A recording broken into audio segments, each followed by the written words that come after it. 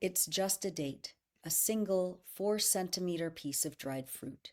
But here in Gaza, where nothing comes easily and everything holds meaning, even a date becomes a symbol of endurance, sacrifice, and love. I kept this date for 6 months.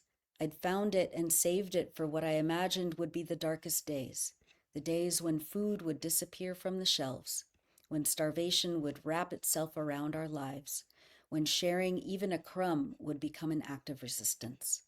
Those days are now. No one in my family wanted to eat the last date and deny someone else its sweetness. That's who we are in Gaza, not just survivors, but givers.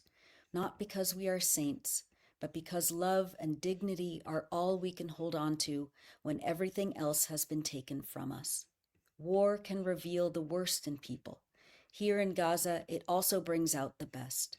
Our streets are filled with pain and rubble, but also with kindness. Some may say it's just a date, but I see in it the whole of Gaza's story: deprivation and generosity, despair and defiance, the tight knots of family, and the unwillingness to surrender to cruelty. This date, saved and shared, is a tiny act of rebellion in the face of a system trying to strip us of everything, even the right to nourish our children. In Gaza, we have redefined wealth. Wealth is not what you hoard, but what you give away, and is measured in the strength of the bonds that hold families and neighbors together. In a world that tries to reduce us to statistics, we have become storytellers. A single date carries the story of a family's love, a child's survival, a father's absence, and a people's refusal to stop being human. People ask how we survive, how we keep going when the bombs keep falling, when hunger gnaws at our children, when there is no certainty that we'll live to see the next sunrise. My answer is, we survive for one another.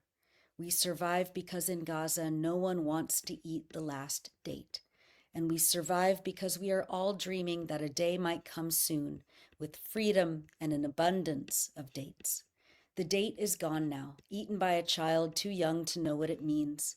But the act remains, rippling outward like a pebble cast into water. It is in these ripples, in the stories we tell, in the way we refuse to forget, that Gaza lives on. Those are excerpts from The Story of the Last Date in Gaza by Asim An-Nabih, writing from Gaza City on electronicintifada.net.